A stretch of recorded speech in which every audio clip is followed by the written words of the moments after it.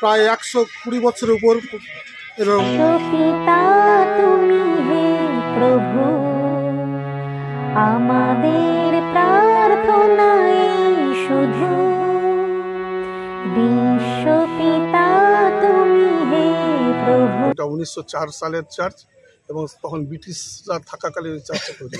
সমস্ত মানুষ যেন প্রেমের বন্ধনে, ক্ষমার বন্ধনে যেন আবদ্ধ হয়।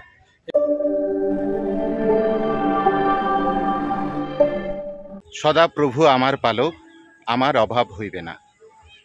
মহামানব প্রভু যিশুর প্রতি গভীর শ্রদ্ধা।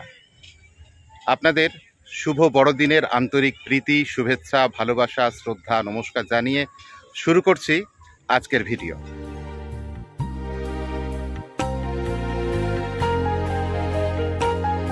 প্রভু যীশু খ্রিস্ট এই ধরাধামে এসেছিলেন মানুষের পাপের জন্য। প্রভু যিশুর জন্ম পৃথিবীর ইতিহাসে একটি ব্যতিক্রমধর্মী ঘটনা। যিশু বলেছেন, ঈশ্বরের জ্ঞানই অনন্ত জীবন, অর্থাৎ ঈশ্বরের আজ্ঞা বা ঈশ্বরের বাক্যের মধ্যে দিয়েই অনন্ত জীবনের শুরু হয়। কারণ আমাদের হৃদয়ে প্রথমে ঈশ্বরের বাক্য থেকেই যিশুতে বিশ্বাস জন্মে এবং যিশুতে বিশ্বাসের মাধ্যমেই আমরা পাপ থেকে পরিত্রাণ পেয়ে আত্মিক নতুন জন্ম লাভ করি। এই আত্মিক নতুন জন্মের সাথে সাথে পবিত্র আত্মা আমাদের জীবনের সমস্ত কাজ পরিচালনা করতে থাকেন। এভাবে সেই অমূল্য অতি পবিত্র পরিত্রাণের ধাবন ক্ষেত্রে বা জীবনে নিজ নিজ মৃত্যু পর্যন্ত আমরা যদি যিশুর বিশ্বাসে ঈশ্বরের বাধ্য জীবনে একান্ত বিশ্বস্ত থাকি, তবেই প্রভু যিশু একদিন স্বর্গে আমাদের জীবন মুকুট দেবেন। যেমন যিশু প্রকাশিত বাক্যে 2:10 পদে বলেছেন, তুমি মরণ পর্যন্ত বিশ্বস্ত থাকো, তাহলে আমি তোমাকে জীবন মুকুট দেব।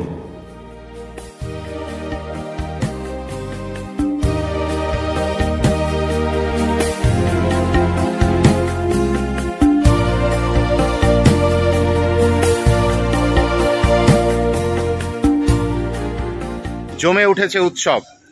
8 থেকে 80 সবাই মেতে উঠেছে বড়দিনের আনন্দে। আলোয় আলোয় সেজে উঠেছে গির্জা। 25শে ডিসেম্বর থেকে টানা 10 দিন চলবে উৎসাহী মানুষের ভিড় ও মেলা।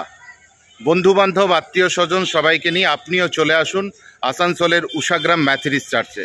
কিন্তু কিভাবে আসবেন? শহর আসানসোলের জিটি রোডের পূর্ব প্রান্তে উষাগ্রাম এবং মুরগাশোলের মধ্যবর্তী স্থল দুর্গা মন্দির। দুর্গা মন্দিরে নেমে পিপি রোড অর্থাৎ তরুণপল্লী রোড ধরে সোজা এগিয়ে আসলেই খ্রিস্টান পাড়া। বিশ্ব পিতা তুমি হে প্রভু, আমাদের প্রার্থনা এই শুধু, বিশ্ব পিতা তুমি হে প্রভু, আমাদের প্রার্থনা এই শুধু, তোমারি করুণা হতে বঞ্চিত না হই প্রভু। বিশ্ব পিতা তুমি হে প্রভু, আমাদের প্রার্থনা এই শুধু, তোমারি করুণা হতে বঞ্চিত না হই প্রভু।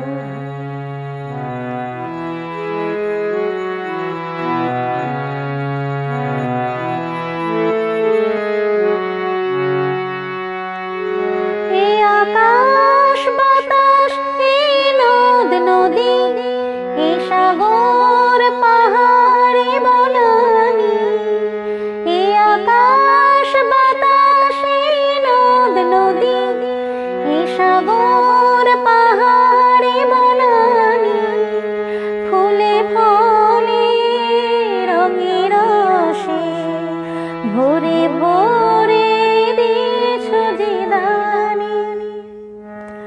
কুহু কুহু কোকিলার কুজনে, গুনগুন ভ্রমরার গুঞ্জনে, কুহু কুহু কোকিলার কুজনে,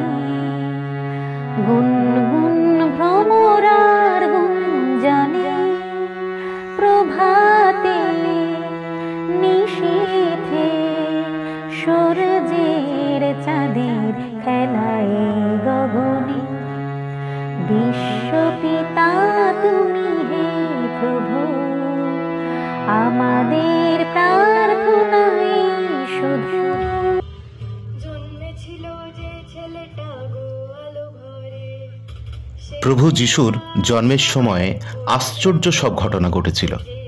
তার জন্মের সুসংবাদ প্রথমে জেনেছিল মাঠের রাখালেরা স্বর্গদূতের মাধ্যমে। যিশু খ্রিস্ট কুমারী মারিয়ামের কাছে মানব পিতা ছাড়াই জন্মগ্রহণ করেছিলেন। ঈশ্বর মারিয়ামের মধ্যে তাঁর আত্মা পাঠিয়েছিলেন এবং যিশুর জন্ম হয়েছিল।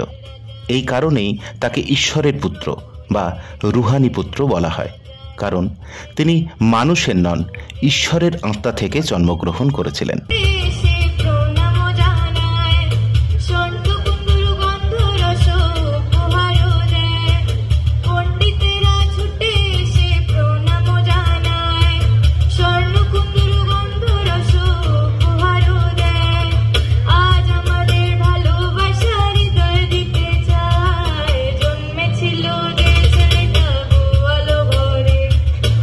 এখন এই গির্জার যারা সদস্য বা এখানকার যারা পরিচালন সমিতিতে রয়েছেন তাদের মধ্যে কয়েকজনকে পেয়ে গিয়েছি।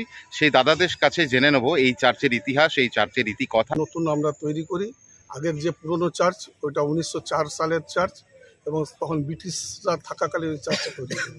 তারপর আমাদের জনসংখ্যা বাড়তে থাকে এবং বাড়ার ফলে চার্চে আর লোক কাটে না, তখন আমরা পরিকল্পনা নিই এই নতুন চার্চ আমরা তৈরি করব। বড়দিন উপলক্ষে আমাদের অনেক পরিকল্পনা আছে। এমনি আমাদের 1 মাস ধরে সংকীর্তন, নগর কীর্তন, বাঙালি আমরা পুরো বাঙালি, এবং আমরা খোল কর্তান দিয়ে আমরা গান বাজনা করে বড়দিনটাকে, উৎসবটাকে পালন করার চেষ্টা করি 1 মাস ধরে। এবং এখন নাটক হয়েছে, 3 দিন ধরে নাটক চলেছে। মহিলা সমিতি, সানডে স্কুল, তারপর ইউথও অনেক আছে, এবং তারা ক্যারল বের করেছে। বিভিন্নভাবে উৎসব পালন করি। আর আমাদের বিশেষ করে কেকের উৎসব বলে এটা।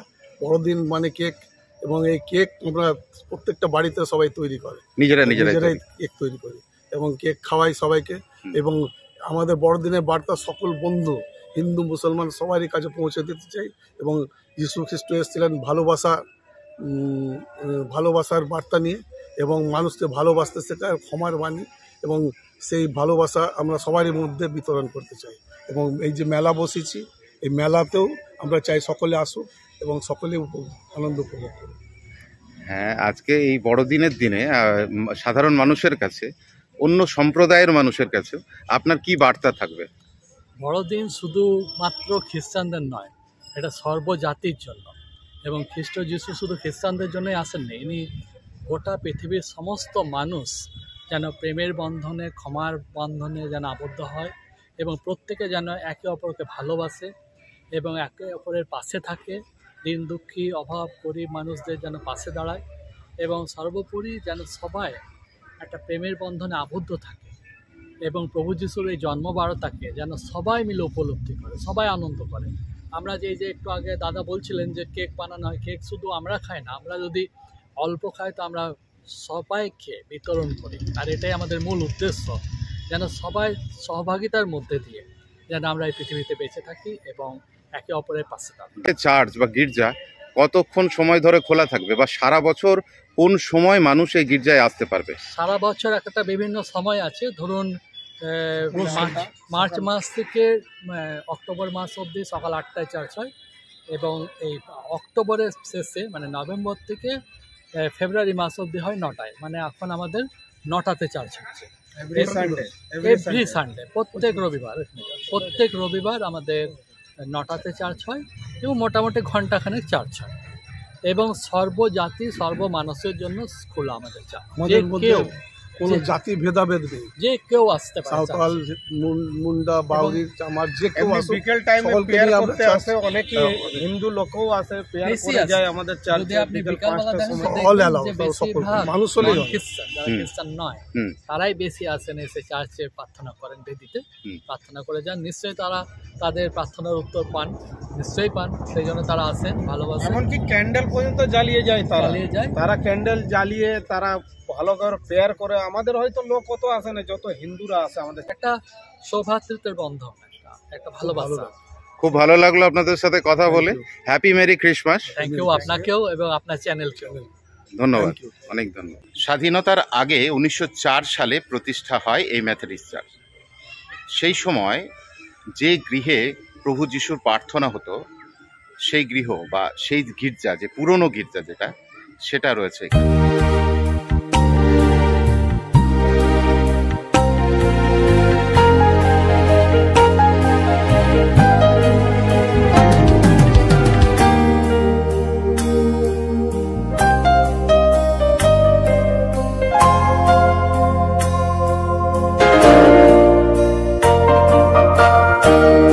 পিতা পুত্র পবিত্র আত্মার নামে এই মেলা উদ্বোধন করি।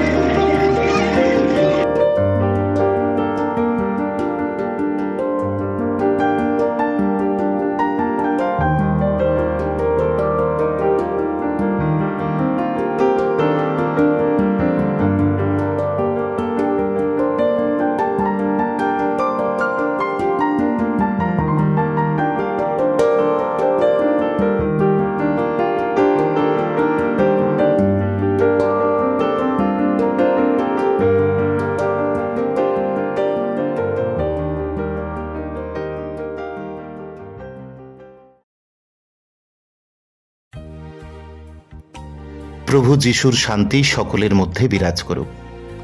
বড়দিন প্রসঙ্গে রবীন্দ্রনাথ বলেছেন, আজ পরিতাপ করার দিন, আনন্দ করবার নয়। বড়দিন নিজেকে পরীক্ষা করবার দিন, নিজেকে নম্র করবার দিন। পরিতাপ, আত্মপরীক্ষা ও নম্রতার এই বোধে খ্রিস্টীয় ও ভারতীয় বোধের আশ্চর্য সম্মিলন ঘটে খ্রিস্ট উৎসব উদযাপনে।